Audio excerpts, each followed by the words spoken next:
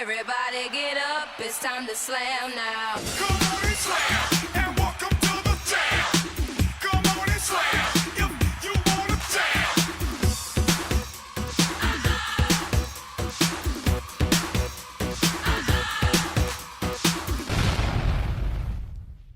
This is called the State of the Union. I got divorced, and I promised myself then that I would not be one of those women, the ones who are so brittle and angry and bitter towards men. Then I started dating and got caught up in the ridiculous fuckery that seems to be the construct for finding a mate these days. That's when I tuned into what my sisters were putting down. I didn't need Dionne Warwick to tell me that my options for a boyfriend were Curly Moe and Bozo the Clown. I finally understood why they were so pissed off and half crazed over the shenanigans of these fools out here. And let me tell you, I have dated them all from 25 to 70, and they're all defective. Not one of them does what it says on the box. Every one of them says they're searching for a real woman when they're actually just hunting for some cuckoo for their TikToks. I am calling 911 to report that testosterone is poisonous. And they're all terminally stupid. I feel like I'm trying to establish an adult relationship with Buzz Lightyear playing Cupid. It's frustrating trying to date someone who has the emotional maturity of a little boy, and I am sick and tired of the dating pool zip code being the island of misfit toys. Call me bitter. Call me a bitch if you're so inclined. But when I ordered the grilled cheese special in the form of a man, I didn't know my soup choice was cream of the crap that fell off the back of the Family Dollar truck with a torn label and a dented can. I've tried to be patient and friendly, sweet and engaging in person and on those dating apps, but I swear, if one more motherfucker tells me to send him a selfie, I'm gonna hold him at gunpoint and give him my Cash App. The latest debacle was both cluster and foobar. You'd have thought I was an enemy the way he was treating me, as if I was his foe. He kept asking me for selfies, and I kept telling him no. I don't know who you've been dating, but selfies don't come from me like that, bro. He told me, "You seem more broken than someone I want to get to know." Really, Sugar Plum? Is that because I wouldn't break my boundaries for you and let you treat me like a hoe? Did you think you would dispense me like Pez for your pleasure and delight? Did you assume I was the candy aisle at Walgreens, where you could pick your treat from the hundreds on the shelf dressed up in Sunday wrappers, flirtatiously saying, "Pick me"? No, darling, I am not that flavor. I am juicier than fruit and sweeter than your sweetheart's kiss goodnight on Friday night, kinder than your favorite cousin, and funnier than your Uncle Tater. But this girl does not give love on credit, and there is no more dine here, pay later. So this is the State of the Union address, and I'm throwing up a flare. These fools out here got me on DEFCON 3, and if they don't quit playing, I'm gonna hit that button and cook them all to a perfectly crispy rare. I voice your chakras with my whiskey voice, the honey kind. Y'all boys scoff at that girly stuff, but a little honey in my throat makes my pen flow like molasses on a Georgia afternoon. Makes my mouth sweeter and my temper too. Makes me remember a time when I didn't need that honey, to remember I once wanted to be in love with you. To the man who tried to control me, I told you I bought a knife. You said it was not the right type and that I should consult you before ever buying weapons again. Pardon me, weapons consultant? I didn't realize I had signed up for a consult to receive an insult. My actions are mine, which makes my results the default, and you do not get to rewrite my BIOS. My boot up script is on the grown woman tip, and if you think I need you to tell me how to roll, you're even closer to that frog pond you Darwined out of than I thought. And another thing, my Facebook photo does not make me look old. My avatar selfie is exactly the way I want it. Real, sexy, and reflective of who I am today in this world, which is to say, a woman in charge of her own shit, stepping tall, handling business, smart, funny, and bold. You think your heart has grown cold towards me? Check mine, honey bun. The space I gave you, my friend, is like an expiring stock option. It's been sold. I've moved on, and we are done. I am a survivor of rape and sexual abuse. This you knew in all its detail. So for you to present on the aggressive is not how you're going to step to me and still be successive at keeping a place in my trusted circle. To add insult to injury, you're claiming the insult was mine, with you calling out for billboard lawyer assistance. I gave you grace because I've known for a long time that you are unable to erase the bonds of your own trauma braided and woven into you. It shows on your face. I've given you a pass on many things you've expressed, especially when you were drunk, spewing bullshit and being a pain in the ass. But I knew your heart was broken.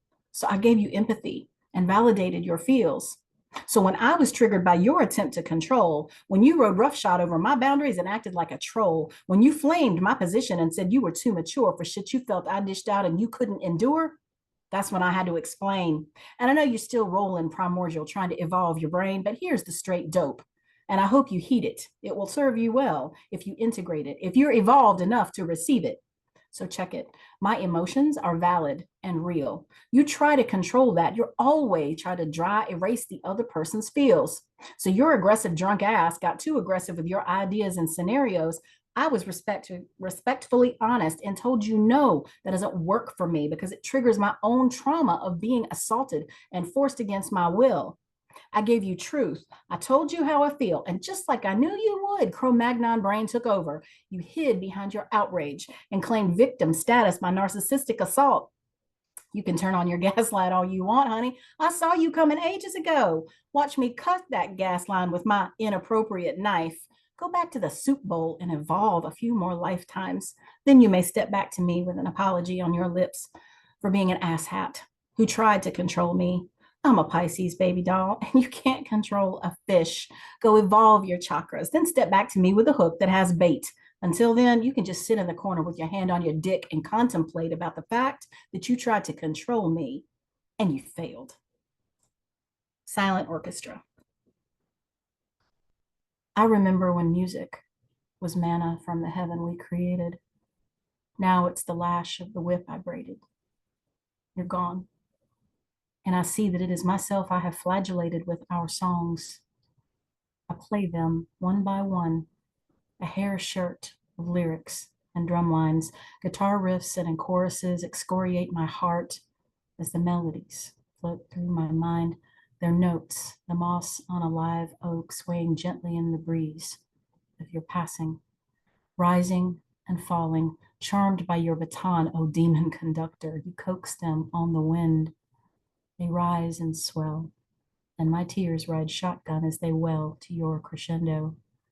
I thought I would die after you dropped the beat, but I survived to swim in the torture of the memories that bloomed like roses. My insides are filled with blossoms and thorns, remembering you as a beauty that destroys, bleeding internally as I tend our garden of self-destructive joy. But oh, that sweet strumming of the guitar. I picture your hands on the frets in my mind's eye, your dexterous fingertips, swift and sure, pressing strings and coaxing them to sing for you. I close my eyes and I'm transported to us. The moment when our every breath rose and fell in syncopation, and I couldn't decide which of my senses loved you the most. I devoured you with all of them without restraint, rhyme, or reason. I wrapped myself in cloth woven from our words, the thread of emotions poured out to origami into delicate lace. I embroidered you into my existence, gossamer as a spider's silk and as deadly a trap. For only our words survived, and they have wrapped me tighter than a spider's prize. I was contentedly tied, buried myself and spun in giddy circles. I shibaried myself in self-deception as I reveled in the vibration of your songs against my skin. Your voice was my orchestra, but it no longer sings for me. Out of self-preservation, I must not listen to our songs anymore. I wish to be deaf to these tones, pressing my palms to my ears, pressing with all my might. La, la, la, la, la, burn the playlist and bury the ashes in my garden at midnight. With that which once breeze reversed from my lungs, it is not an oxygen I can cellularly transmutate anymore. Our music was everything to me, and it carried our hearts towards the heavens as gently as the wings of a dove. But I am a siren, and now only the ocean may sing to me of love. It's called Fear in All Directions. Fear of all the things you've done. Come back around a web you've spun, stalking consequences come, the past something you can't outrun. Each step, another shoe to drop. What waits around the corner? Set a trap, a hidden cop, the latter becomes former. They loop around and circle back. My defense becomes attack, karma catching up with lack. I built these walls, a sticky stack. Stuck in memories of madness, locked and blocked off from the now. The past is just a road to sadness, dooming, looming, don't know how. Easy to draw our attention back to the mistakes we've made. Regrets, they come with the question, why do I throw my own shade? Shadows cast into the future, so afraid of what's in store. Can't appreciate the present. Sutures barely hold my core. Together ripping, tearing seams, get a gripping, dripping dreams into nightmares, hearing screams. Why do I dare scary scenes? Every image, every way I look so shook, yes, every day, every game they try to play brings me closer to dismay. Body won't let me stay in one place. Every direction, the same disgrace. But gotta get moving, get back on the case to figure out what's stalking my pace. With caution I travel, peep around corners, start to unravel, break through the borders, banging the gavel, giving my orders, crumbling castle, pile of ordure. Gods, this is torture, a broken vow, a promise. No, gods, this is torture, always on edge. A broken vow, a promise, a pledge, a golden cow. It's time to confess, taking a bow. I want it to end. Not just another hospital poem. A dot, a swirl, a drop, a splash on Vincent van Gogh's painting palette dish.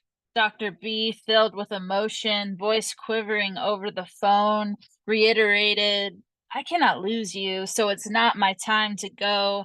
My tears trying to stream down my cheeks, hot, stifled still, wishing I was dishing out assists on the basketball court, yet at least able to pursue my destiny to writing away in the psych ward, not psyched out by the blank page or the half-size pencil the male nurse handed me. But my heart had shrunk in size as I shouted, claiming to be the bad guy, then caught in restraints because prior, he, the man with the same name of a prophet, painted me that way. Due to my past, not useful in this now. Still stuck in the position of long-standing depression, this confession. I was located in San Francisco, this literary hub, should have been on the outside. Yeah, I was trapped in the inside. Damn it, when will the subject matter of my poems change? Whatever writing instrument I'm granted with has a will of what needs to be said. I will not deny this, otherwise lies would be spewing out on the page while my insides are torn up. This stomach, my aching heart, such a damn cliche, my mind on fire, no water. California is in a drought like most of the country, if I remember correctly. The big picture, who said the iconic phrase, a picture is worth 1,000 words? Then how many pictures is my poem worth? I was tired that those blinds were always shut, and I didn't know how to open them in my bare room. I was tired of those random bruises across my arms. I was tired of that one sunny day with that one window in the rain in the main room blindless that felt like it was burning my eyes instead of bringing me joy. I'm tired of trying to break this cycle. Who was my grandfather? Who am I? Another day in the life of someone who wants to run at the speed of light. Take a good look at me. What do you see? My glasses, my hair, my humanity, or just the great bulk of me? Another fat poet with a poem about obesity. A cliche at this point, but realistically, it's almost as the things we say, so we have to say them repeatedly. It does make a sort of sense to me, this listening selectively, if you think the only cause of obesity is an inability to stop eating, just gluttony. If you think the majority of adults over 33 are simply lazy, or you don't understand the science behind diets being mostly self-defeating, that our bodies are designed to hold on to the nutrients we're eating. My mother treats my issues with food like an addiction. In many ways, I don't disagree. My relationship with food is complicated, admittedly. But the problem for me, and so many like me, is that an abstinence approach isn't possible. You see, if you had to face your addiction every day, multiple times just to survive, how strong would you be?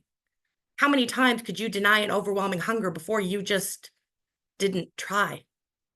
They've put me on Ozempic, and now for the very first time, I've heard the silence of the sated. See, there's something inside me that has never stopped screaming, that has never felt full, a biological keening for more and more and more. And though I know intellectually that I've probably had enough, my body has never agreed. If you asked me if I could eat, the answer was always yes, emphatically. The first time I said no and meant it honestly, tears pricked my eyes because I had believed those lies that said the failure was wholly mine. But there is more to this problem than simple calorie lines. So I inject a drug into the flesh of my stomach, the part of me I am supposed to despise, that makes me nauseous frequently with side effects a bit scary. But I need surgery that they won't give me till there's less of me, so I take my meds diligently, watch the weight slide off so very slowly, while I deal with the demons hiding behind my now silent hunger. I'm not asking you to agree with me, though I am grateful if you believe me. All I'm asking is to be treated with the dignity due every person inherently. Stop trying to hide me if you want to sleep with me. Don't deny me access to the spaces and places you get to go regularly. If I break my arm, just set the damn bone. Don't patronize me with talk of healthy eating while I wait there in agony. And when strangers start hurling cruelty or speak of fat people as if we lack humanity, speak up for me. Because self-advocacy gets really lonely. So don't agonize over my physical health at the cost of my mental well-being. Treat me holistically, because realistically, I will never be thin. I will never fit in. It is too late for me to achieve the kind of shape you think I should be in, even if I am unhealthy. Does that make me unworthy of the most basic dignity? So if your concern is out of caring, care about what is within. If you want me at your table, make space for me to fit in, or recognize that my absence is your choice. It's your sin. No one wants to hear the sad poet. Everyone wants to laugh. I have made so many jokes about killing myself. I find it funny. For years, I didn't tell anyone about the time I actually tried. Everything is a joke. Like, what do you call a friend going through one of the worst times in their life? You don't. You tell them they are the strongest person you know. Or how many pills does it take to screw in the light bulb behind your smile? Just one. Every morning for probably the rest of your life. And yeah, it stops you from crying, but it also stops you from feeling anything. So much, you're not quite sure if your jokes are funny anymore. You start to think if you get your wrist to crack a smile, someone else might actually laugh. The crowd asks for a feel-good poem and gets this instead. I guess I learned my funny from Bones. I guess you have to learn to laugh at my pain. What do you call a poet that has no sense of humor but suicidal thoughts? Dead serious. Or better yet, still here. And I know no one wants to hear a sad poet, except the one person who also thinks life is a joke, doing everything to keep from cracking up. And ain't that funny? Trigger warning for vulnerability. Trigger warning for tears that want out so badly they burn. Trigger warning for love laid out on an altar, the sacrificial knife held aloft because some higher power needs proof. Trigger warning for family unfriendly phrases and words that rhyme with fuck. Trigger warning for a poet in pain, writhing in words, talking tragedy, feeling shit, and sharing. Trigger warning for verbal violence, For truth, you take in the solar plexus. For doors kicked in and secrets dragged out, screaming into the light. Trigger warning for actually being seen. For masks lifted, souls glimpsed, and flaws exposed. Trigger warning for eyes once opened that cannot be closed. Trigger warning for meaning with a capital M. Trigger warning, the person sitting next to you is holding in the hurt. Someone in this room is in crisis, and it's going to take all of us together to get through this shit. Trigger warning, I'm talking to you. This is about us.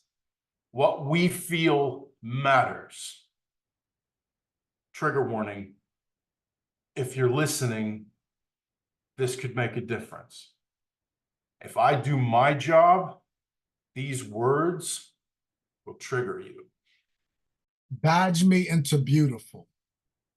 May the pressure soda pop fizz forever, my friend. Your world was never meant to be flat. Jam as much dirty laundry as you can inside the man's machine and watch the top 1% come clean. I grabbed your tongue by its hand. So I pleaded with all the could-haves not to bury me with the rest of our never could have beens. You put in the work. Hope it pays off. Tell yourself that he didn't really mean it. Remind your broken lampshade language and flying saucer diction is the only broken slang love speech she ever learned. So you work. Tell yourself that I deserve better than I don't really deserve. Pick a drug of choice. Chase it with the laps you run around yourself. Cardiac arrest the track marks and stay sprinting away from yourself with that runner's high. Fuck complaining if you never learn to walk in another man's shoes. Try handicapping in another man's wheelchair for a day. Gather up all the grit you can muster and try walking a mile in another man's crutches. I just tried both. Believe me, it's nothing to brag about. The nicotine in my lungs can co-sign that. The numb never minds not only willing to step on another man's head to get ahead are often quicker to cut off a wheelchair and rush hour traffic. All of us had the same shuffle forearm, piston, head nods, passerby, wrist game waves to each other, race and gender make up different makes and models, all runway bruise, folk knuckles and overcome. I smell like sweat, sympathy, and do I deserve some? The only other that can stare you straight in the face, all riding strollers, and I'm sure there's a metaphor in that shit somewhere. But now I'm emotionally crushed and I can't seem to navigate my way around it. My appointment was for 11:30, y'all. I checked in at 11:28. It's almost 11:50. And I'm in the Veterans Affairs Psych Ward. 15 minutes passed. A deathly silence fills the room. 24 or so veterans know something that the rest of the world doesn't know, something that the few in the rest of the world can grasp, grip, and hold on to if the brain doesn't want to. This world is truly fucked up. And no one embraces that alone truly cares unless somebody can turn a great prophet. The next doctor walks in, gently vibrates a name into the room until heads turn, make contact with the rest of the Army, Air Force, Navy, Marines waiting for psychiatric meds to bingo their cachet. There are wheelchairs and walkers parallel parked all around this goddamn room. A young granddaughter of a toothless Vietnam vet asked her mother, who decided to join this forgotten field trip of "Am I innocent?" A heartfelt question. She points her tiny little finger and says, "Is he a soldier, Mommy?" The side of silence fills the room again. I look up from writing this and notice another dawn of vets have formed a line at the check-in window. It's 30 minutes past my appointment time, so it's time for me to rejoin that line and check in again. This is my life on days like this. It really sucks I had to write this. These silly fucks, I'm mad I have to write this. Leave nothing left. Achieve a cutting breath. Seething, I'm hunting threats. Proceed to succeed with every step. Cleave, gutting, shred peace till there's nothing left. Theft in plain sight. My brain ain't right. Night falls into sin, walls closing in, I'm frozen. Chosen to be broken. Token dropped in, I'm off the deep end. Always want to sleep in. Seen as the reason that the legions creep in. Dream of the season, half hats eaten. I'm past grieving. Sneak towards treason. Speak swords, beacons, weaken boards, leafs and cords. Leave the wards. Winding up, grinding through hordes. Finding bluffs. Gloves wrap my wrists like handcuffs. I'm past this shit. It's not enough time. I laughed at this. No fronts, just rhyme. Now past the blunt, I'm high. I'm so fine. Okay, no way. Go play. Slay all the mics, I just throw them away. On to the day by day. Won't even change the way my brain sings. The slang, pain, raw ether. Speaker brings weaker things. Seep into your veins. You're sheep. You're all the same. Creep into my lane. As far as you can see, I'm to blame. Hot running off with no aim. It's so lame. Plot something stunning to feed your brain. Hop out holding a flag that reads, I'm insane. Life is like professional wrestling. You may start off with a shine, but life has a way of cutting you off, pouring on the heat on you while you try to fire back up, constantly in a seesaw battle of spiritual momentum. Life is the greatest act of improv we know. I put on an act everywhere I go. After 12 years of wrestling in front of crowds, I become an expert on working the crowd. My happy disposition is a false advertisement. I may look like I am made of oak, but inside I am a swamp shrouded by weeping willows. With every breath I take, I exhale an apocalypse. I may look like someone who has their shit together, but heaven knows I'm miserable now. If I had a dime for every time I put my heart on the line and come up empty-handed, I would have a whole bunch of dimes, enough dimes to furnish a mansion with maybe.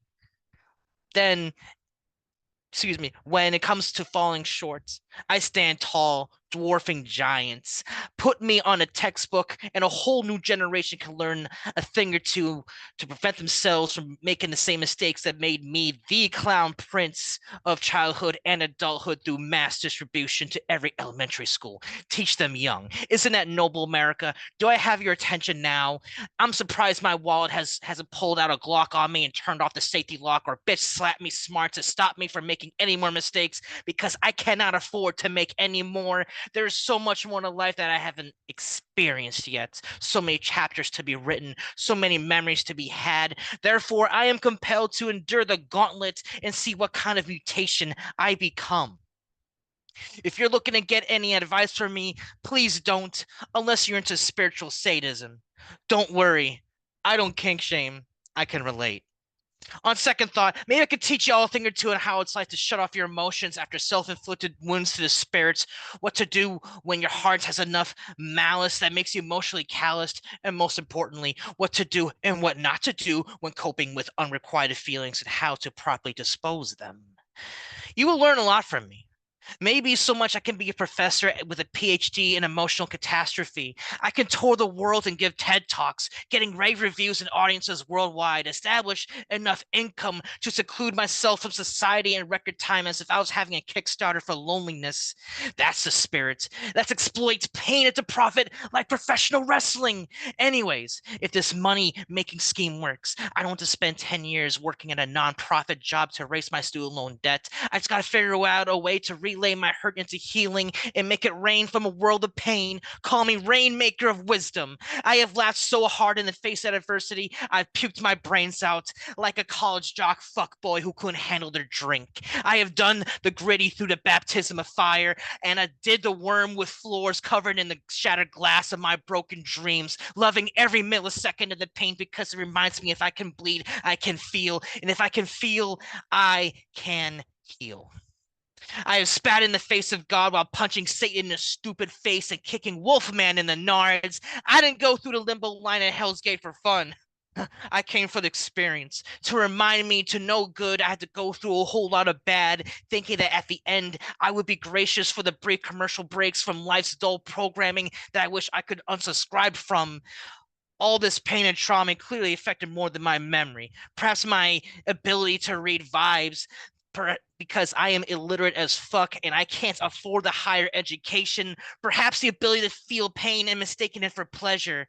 My current mindset reminds me too much of Mick Foley after an extensive career of deathmatch wrestling. I'm beaten, battered, and scarred, and I will find a way to keep more of a licking to keep on ticking and say, have a nice day with a fake ass smile on my face. I'm used to that retail life. I know how to hide it all in. This shit ain't nothing to me, man. I have a Timex mindset that goes harder than a diamond mind. It's the only way I know how to survive under any means necessary. Power to the people and power to the feeble. Somehow, some way, I'll overcome whatever pain that comes my way. I guess the point of all of this is to simply convey that this is not a cry for help. I don't want any pity, only harsh reality I need to embrace in the fashion of a mother towards a newborn. In conclusion, life is the strangest story we know. I'm not okay, but I'm trying. And lastly, I'm sorry. I can see it in your eyes, and I do every time I look at you, and I do. The first time we made eye contact, I couldn't make contact with what my heart was telling me. You were asking me about the spices I used in my curry, but my mind was blank, my heart a flurry. Later, I thought it was funny when you confided that people couldn't hold your intensity. Was it a challenge or a threat? And yet, I still couldn't help but wonder about our nexus. I guess I took it as a challenge. Challenge accepted. Your eyes pierced me, unlocked me, asked my spirit what it wanted, and in that moment, it was you. You pulled me in close, a flush of emotion dripping from me like lust releasing into the air like pheromones. Over time, I lost count of the moans, dirty talks thrown, minds blown, erogenous zones, paths walked unknown. Expanded, explored, and grown, all while intoxicated by testosterone. I knew for a while I was poly, but was too afraid to take the first steps. Your methods weren't always forthright, your pathways not always lit bright, but I followed you down whatever alley, like a stray hoping for a morsel, stuffing myself full of rose-colored risks. Your feast was delicious, delicacies I didn't even know existed. You were fond of telling me of my naivety, not because of my inexperienced palate, but because of my hope and optimism for brighter pathways. But in that darkness you seemed to love so much, I learned about my own soft touch. I earned my own trust, all because you left me alone, flipped the switch, kept pressing buttons to watch me flinch, while criticizing me for not keeping you lit. Your eyes dark, a mirror to your heart, your rage rolling through like thunder, a torrential storm about to start. I cheated on you, but only in the sense that I was sexually violated and didn't tell you about it, kept a secret about it, felt shame around it. You kept reframing it as me betraying you about it. All I wanted to do was vomit out the habit around keeping myself locked into what you wanted me to be, keeping myself surrounded by your shrouded expectations, the subtle undulations around what you needed from me, and then you getting mad about it when I couldn't keep up with the confusing and abusing, freeze-inducing gambit. One of us was going to get it. And if I would have looked back, I would have guessed it. It had been a threat. I could have bet on it. But things change, and 5 years has a way of softening your eyes and graying your hair. Wistful and curious, I find your stare. I'm not quite sure if you're seeing me for the first time or showing yourself to me for the first time. There is vulnerability in meeting someone anew, blank slate when the stains were so hard to wash off in the first place. Neither of us are the same. Parts cracked away, split from splinters, left us both more centered. Is it still trauma if we're better for it? Probably, but I'm not sure I would have grown so exponentially if it weren't for all the pressure. I'm not going to talk about diamonds or oil pressed from dinosaurs or other such treasures. Not enough time has passed for all that. It's more like a cocoon with its processes of preparation and putrefaction, tight confinement until finally flaked. And you can see in my eyes, I'm on the runway, ready to take off. You used to always talk about your legacy, about how people would remember your legitimacy, your heart, your intellect, your impact. I guess that's the pressure I felt, your impact. Trying to mold me into something you thought worthy of what you saw as my potential instead of helping me believe in my own knowing, the forceful tactics made me existential. But what I learned was how to trust my own intuition. I learned that I was in fact worthy. I was worthy of protecting. You taught me to stand up for myself, how to speak up for myself, how to not let anyone press me into the mold that wasn't the right shape. It's funny though, the one thing you encouraged me to do that was right was to continue to write and use my voice to speak my truth. You validated the way I spoke my words. I really did need that proof. Once able to cut loose on my own terms, my voice led me to my vision, my journey, to my friends, to my community. While the path wasn't always the most direct, the most socially acceptable, nor the most secure, holy shit, was it worth it? That I can affirm. You set my world ablaze, revealed universes to me within your gaze, then plunged me down into the depths of my own emotion. My desire to survive taught me to swim against the currents in motion. Back in the beginning, I was so quick to want to prove that I could hold your intensity. I never stopped to wonder if you could hold mine. You couldn't. But you did fortify it on your pathway of strife. And as I make eye contact with you all these years later in life, I finally see what was always there, my reflection. I can see it in your eyes, and I do every time I look at you, and I do. The day I wanted to flatline. The pain is so intense. Close your eyes. Breathe. Breathe. Breathe. You are worthless. A body like yours is only a burden. Your mental is a joke. Nobody cares about you. Look at them looking past you. You do not exist. You are sick because you are fat. No one will save you. Breathe. Breathe. Breathe. I am important. I am more than a fat body. I am a person too. Please help me. I am crumbling. I am suffocating. I cannot breathe. Panic. Please help. Doctors will never look at you as a patient. Your family will never be there for you. Nurses will turn their heads no matter where you go. You are fat and unworthy of any help. Hide your body. Cover up those arms. Put away that jiggle in your pants pocket. Big people do not get to reach for the stars. Breathe. Please help me. It hurts. Breathe. Do not fight your truth. My darkness will slay all the light inside of you. Do not act brave. Believe you will never be okay. Lick your own wounds. Bandage your own scars. What happened to the fat girl confidence? I see it didn't get you very far. Breathe. I have to fight this. Please, it hurts. Breathe. You are wrong. I am worthy. My body does not define my health. Just because I am not loved by most doesn't mean I don't love myself. A vessel full of humor, hips, lips, logic, creativity. What's not to love about me? Breathe. Fight. It hurts.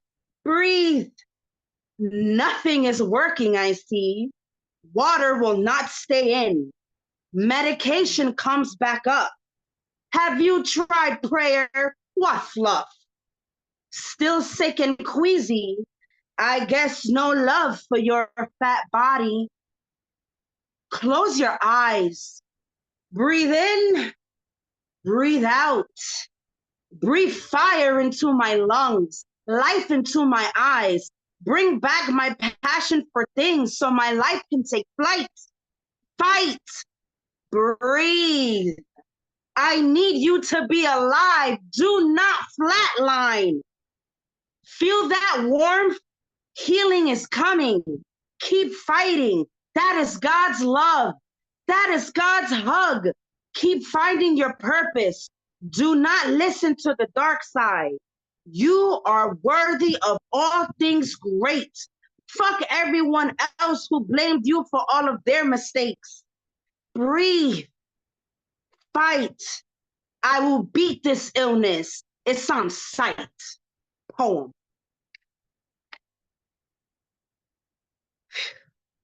Damn.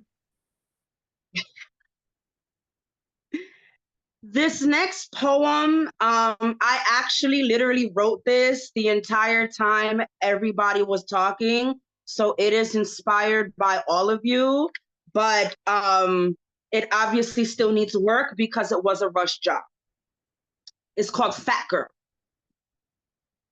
Smile, fat girl. You are beautiful. Celebrate every inch and every curve. No matter what they say, do not let society's fear of your body rain on your parade. Wear that crop top with no shame. Let that ass jiggle and dance all the negative thoughts away. Smile, fat girl. It's your time to shine. Do not let voices of skinny bodies tell you otherwise. Wear that sundress with pride. Show off your cleavage. Show off those thighs. Let us intoxicate you all with the bat of our eyes. Smile, fat girl. It's okay to cry. It's okay to hug your rose and feel insecure from time to time. We are human. Just don't dwell in all the lies. Live as beautiful and as large as your life. This is called Une lettre d'amour. Hello, my love. This is a letter to you from me. Une lettre d'amour pour tout, jusque tu reviens à moi. My mind just can't slow down, can't jump free from the merry-go-round of thoughts that circle endlessly through my head when I think of the two of us in bed together. I want to wear you like my favorite cashmere sweater. I need to feel your fingertips ghost my skin, follow all my curves on a path of the most blissfully indulgent sin. Warm, surrounded by a web of desire, yours and mine, woven together to create tinder that makes this fire between us burn even hotter. I have to feel safe to let you in the door. You show me my heart is safe, and I will show you how I roar for you. I'm not the kind to be sotto voce. And when you press your hands to my flesh, I want more. Melt into me. I want you so close our skin become one. A single integument to contain the rising storm, to touch and be touched. I need to feel your heartbeat against mine. Like phoenix from fire, we are reborn in flames. Essential baptism, come drown within. I gave you the key, and you unlocked me. Call me Pandora. Welcome to my secrets. And congratulations on finding your way into the last place you will ever need to rest. Let's exchange the gift of each other, unwrap our presents, and immerse ourselves in this buffet to savor. Flip a coin, my tongue or my fingers. That's not where the night ends. That's just where it lingers for a moment or two. I need you to feel all of my flavors. Hear me breathe. I see your heat rising. Let's trap ourselves in a world of our own devising. Let pleasure unwind like a spool that ends in our binding of bodies and hearts. Transcend into ecstasy and float in rapture until our heart beats slow and we descend together, wrapped around each other, interwoven limbs to rest in slumberous luxury, our dreams silken and blissful repose. I'm writing you this letter, my love. In any minute, you will arrive. I'll hand you a drink and slip off my clothes while you read it. Follow me to our bower, mon amour, où la passion attend, behind our bedroom door. I am tired of these DMs. I want a life partner, but the scrubs that keep messaging me are the farthest thing from a man I could ever consider going farther than a stranger in a box. Send me messages talking about, I want a selfie, what you look like right now. How should I react to that? I think you must think I'm your cow to just squeeze and udder and receive the milk. If a cow I am, there's one thing I know. It's that this cow is safely in the barn, and the flavor of this milk is a flavor you are not entitled to know. And although I give you props for having the confidence to reach out, your ignorant prose shows me that you do not understand the level of bullshit coming out your mouth. It's insulting to me, my intelligence, and I. And if you spoke to me in my presence like that, you'd have some splaining to do because I'd have to dot you in your I. What would you say to the man who spoke to your grandma the way you have so ignominiously addressed me? If yours is anything like mine, she's as soon slap you in your head than put up with such shenanigans. And I know she would not tolerate the inappropriate way you keep addressing me. So here's the nitty gritty. I'm going to take it down to the Play-Doh level, since the pool you appear to be swimming in begins with kitty. Do not ask me for a picture. Do not comment on my physique.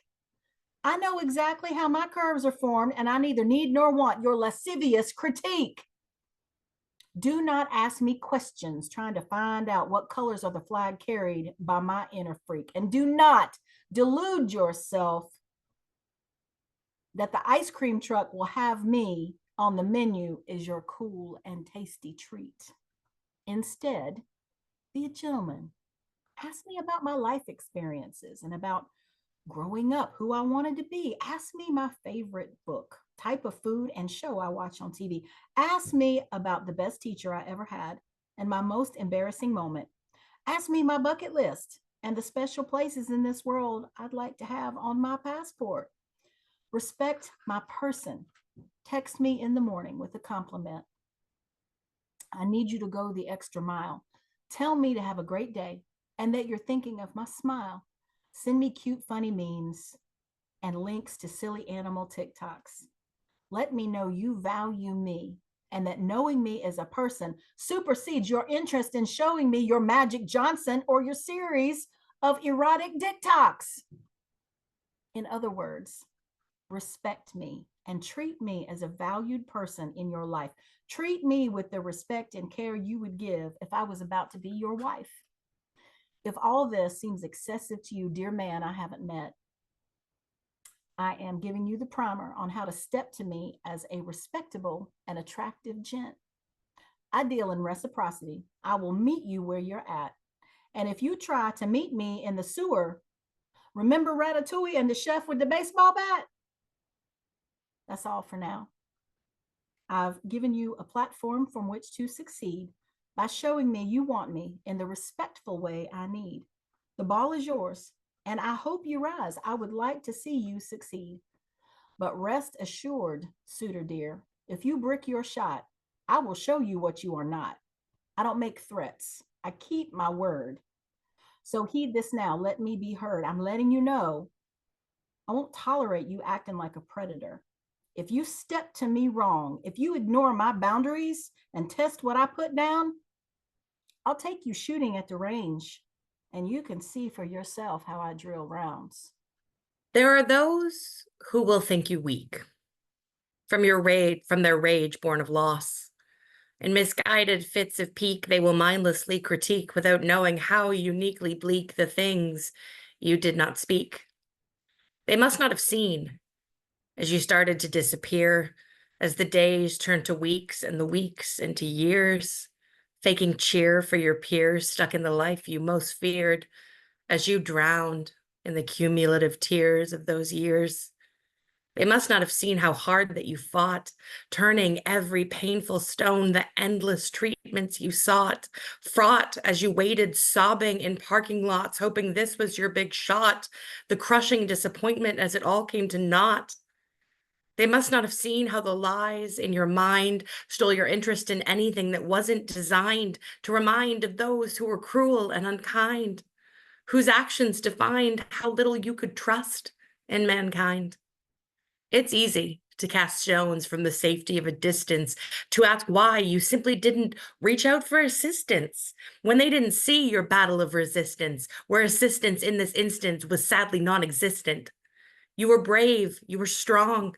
You held on as long as you could. These people are wrong. They have misunderstood. Their uninformed moralizing doesn't do any good. You have been fighting since childhood. I know how much you withstood. Rest now. It's all good. We say their names, and my mouth becomes an open casket, screaming, see, here, another dead body that will not see justice. I become a poplar tree, overripened fruit. They stand around me, laughing, smiling, using my kindling to build their fire. I did not ask for this. The dead did not ask for this. The only difference between a murder and a martyr is nothing. What is a body cam if not just another witness? If it does not ensure justice, a silver screen matinee lets you watch a lynching from your phone. And my poems are a sequel. Did you hear what happened? How she rebuked the devil, calling out God's name, be an execution before it be exorcism, but only the black body gives up the ghost. And does that make it a haunting or a hunting? How can I let you see the demon who lives inside of me? How can I let him speak to you when I know how he speaks to me? How can I let him smile at you when I know what seeing that grin does to me? If I were to reach for your hand right now, would it be my fingers finding you or his? I saw a vision of my parents as I imagined them as a child, like smiling ghosts at the end of the film. All was good and all was forgiven, and my heart leapt like finding home at last, like recognizing the face of a loved one, like something real instead of phantoms, instead of the dreams of little boys, instead of something I created to try to make some sense of my broken family. The sky isn't quite so red these days here in the Demon City. It's still always third shift, but it ends 5 minutes earlier on Thursdays. in odd-numbered months. Dancing demons kicked dust into clouds of little knives that hang in the air, full of notes running backwards, awkwards, upside down. Loneliness has been sitting with me lately.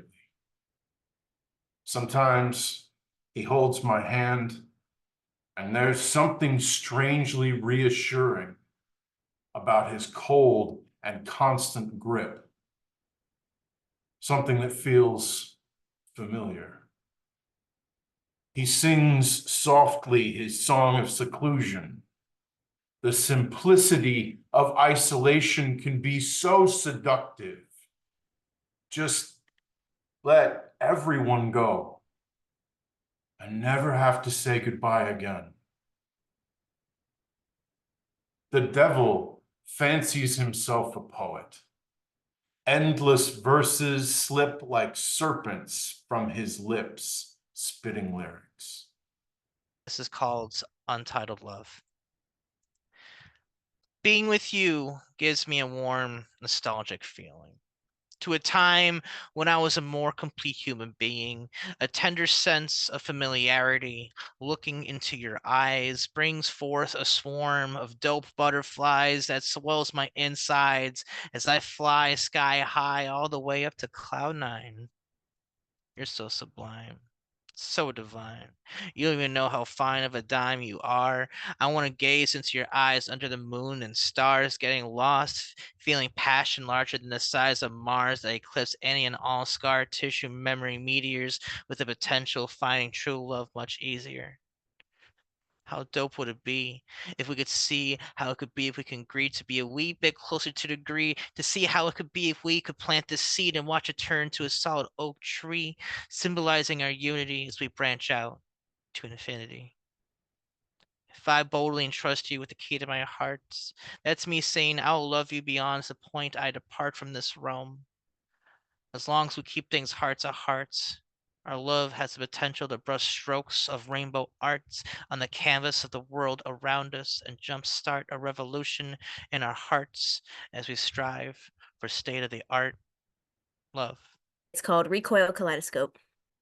Keeping my distance, making my space, taking my time, figure eights with my hips, twists of my wrists, mimic your blood pumping heart pace. Bend my knees and dip down low, nice and slow. Eye contact closing the space between us. Return to standing, following your eyes, following me, in time with the music. Slink left, slink right. My hips move just right. Your breath gets tight. Turn around to feel your sight. Flick left, flick right. The recoil hits you just right. Something else growing tight? What a beautiful sight. Closer, closer, your eyes draw me closer. Your hungry tongue licking your lips. Tongues it promises to make my lips speak. Promises it won't be allowed to keep, but the lie still adrenalizes me. Curves gyrate kaleidoscope, soar you to the cosmos, astronomically naughty. This delicious tension in my body won't abate. Not until later, when I become my own master of my body's sensate. Your searing gaze I can't seem to escape. Heat floods my blood up from my toes, my chest to my nape. Now, what can I do to leave your mouth agape? Closer, closer, your eyes draw me closer, your hungry tongue licking your lips, tongues it promises to make my lips speak, promises it won't be allowed to keep. But the lie still adrenalizes me, close, so close now, I can feel your body heat. My sweat trickles down and tickles your skin. You adjust in your seat, your gasp for air. So sweet. The air in hyperspace is thin. withholding your impure impulse to satisfy your pulse. You hold me captive with the promises I won't win. Closer, closer, your heat draws me in. Your hungry tongue licking your lips, tongues you promise to make my lips speak. Promises you can't possibly keep. But the lie still adrenalizes me. Though a lie, this dance awakens me. A moment in time, I'll take home with me. Okay, it's called a shout. Look at me, pretty in pink. Big poofy dress. Look at that twirl. Come dance and play with me. A bright smile, blush cheeks. Anyone would be lucky to have a doll like me. I can keep all your secrets, comfort you when you need. Here, look, just give me a cuddle. You'll feel better, you'll see. Every day I try to be happy. I try to be what people need, but they just walk on by. Am I not enough? Am I not good at being me? Sitting on a shelf, dusty, cobwebs all around. I'm not the most popular. Most look past me. Some look up, catch my eye. I smile my brightest smile. They leave and they don't look back. I wish I knew how to do that. I reach out my hand, hoping someone grabs hold, but the air feels so empty, yet I still don't fold. Sometimes I am hugged, played with, hair combed, but none of them take me home. I am put back in my corner, waiting for the next person's turn. All I see are the other dolls who I wish I could be. It's no fun being me. Look, Mom, I hear. Oh no, honey, that doll is dirty, worn out. Dirty, worn out. Disappointment on all our faces. I watch them walk by, no love in sight, no tears except for mine. Sitting on the shelf, dusty, cobwebs all around. I do not dance. I do not twirl. I do not make any effort to be found by the hands of this hell. I look in my cardboard mirror. A crack stares back at me.